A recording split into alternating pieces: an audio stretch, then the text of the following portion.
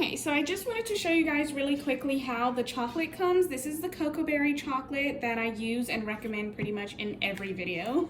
So it comes in this giant 11-pound bucket. This is what it looks like. Okay, it's basically like the chocolate is poured right into it. It's not the disc or pellets that you're used to seeing.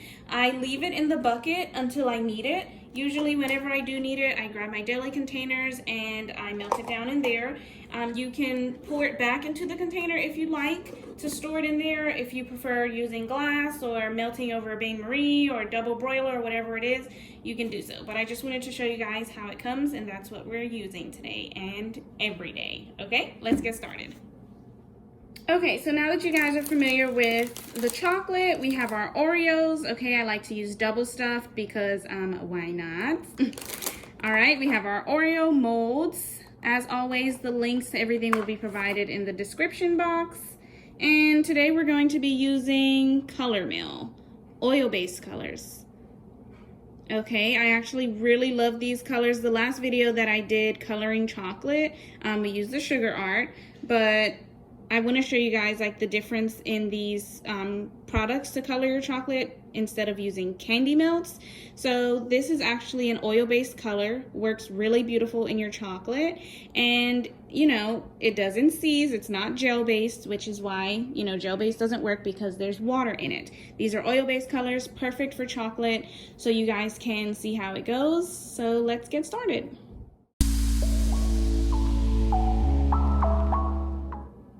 So I've melted down some chocolate. We're gonna start with Color Mill Purple.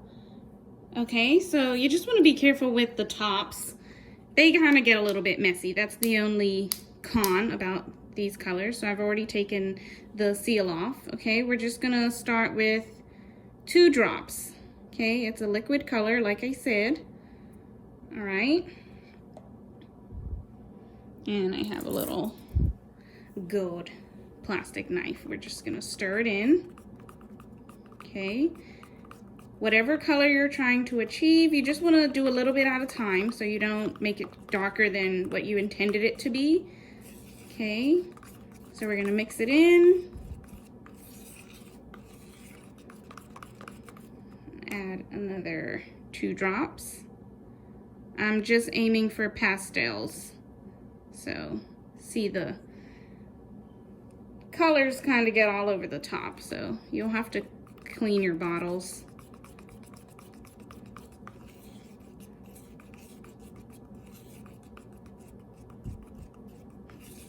Okay, see, it's coloring very nicely. Okay, we're getting to a nice kind of lavender color. I'm just looking for pastel, so almost there. And these colors do develop as well, so if you let it sit for a little while, it will darken a bit. Okay, but see how beautifully that mixed in?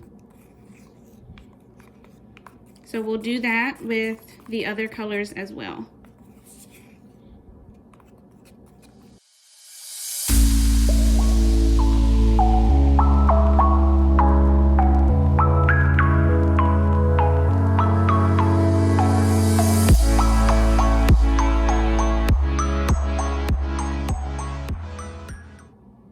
So I've colored the chocolate. I used purple.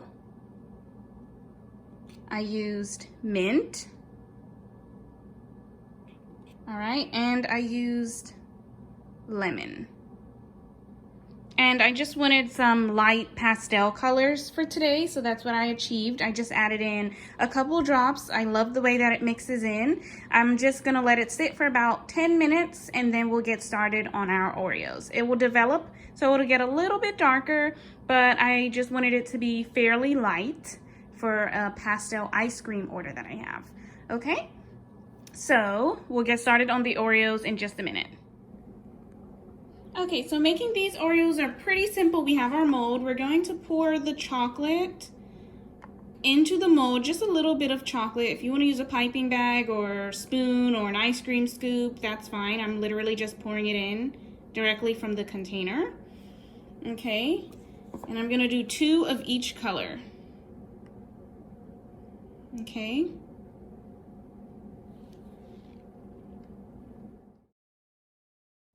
So you just want to lightly tap. You can see that there's not much chocolate in there. It's just enough to kind of coat it. We just want to lightly tap to get any air bubbles out.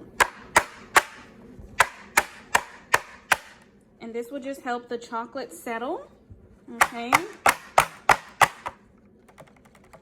I'm gonna move it around. If there's any that needs a little bit more, we'll just fill it in, okay?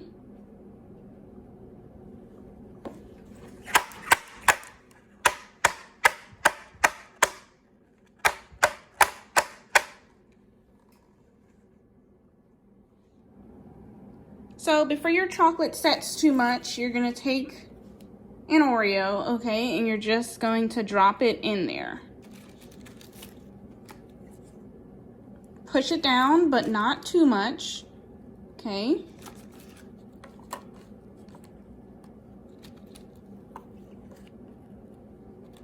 And then we're gonna cover it with more chocolate.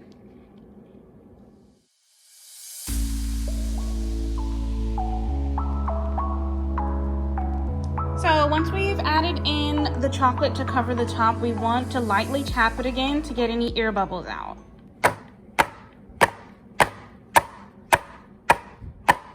Okay.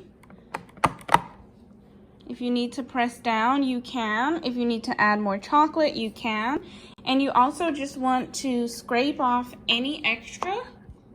So we're just smoothing out the back side of the Oreo with our spatula.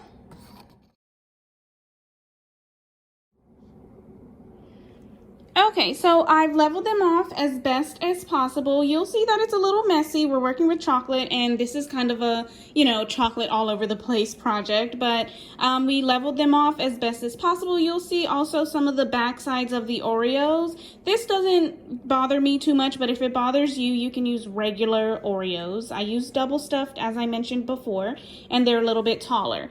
But you'll see that there's no air bubbles there, okay? It's nice and smooth on the sides. And so we're just gonna pop it in the freezer for just about 3 to 5 minutes to let that chocolate set and help release from the mold, okay? Okay, so we've taken them out of the freezer, all right? They are pretty solid. We're just gonna flip them over, and you should really just push on the back and it should pop out, okay? Just a light little push, and they'll pop out. If you feel that they're not releasing, just pop them in the freezer for a second more, okay?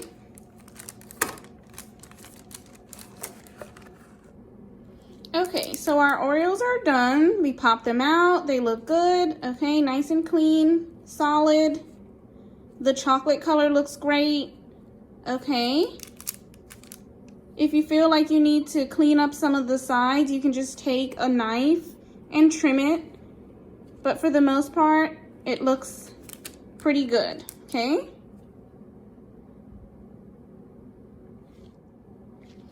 Now we're just going to take a piping bag, all right, and we're just going to do a little drizzle on the Oreo. So I just folded it over a cup to pour it in easy, okay? So I just folded the bag over the cup.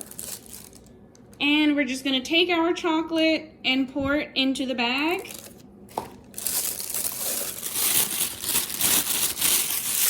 All right, and we're gonna add our drizzle. Just a little bit of chocolate. We're just gonna cut a small, tiny hole for a clean drizzle. So we're just going to lightly drizzle.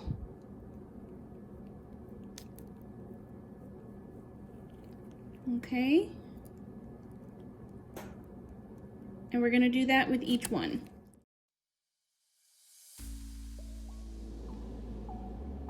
So once we've added our drizzle, we just wanna make sure that the sides are clean, okay? We don't want any extra drizzle around the bottom.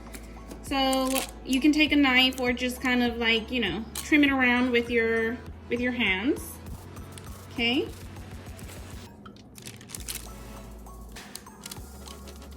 And you can package them however you like.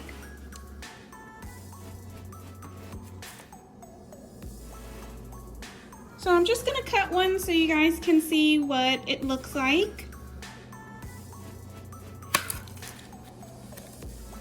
Okay.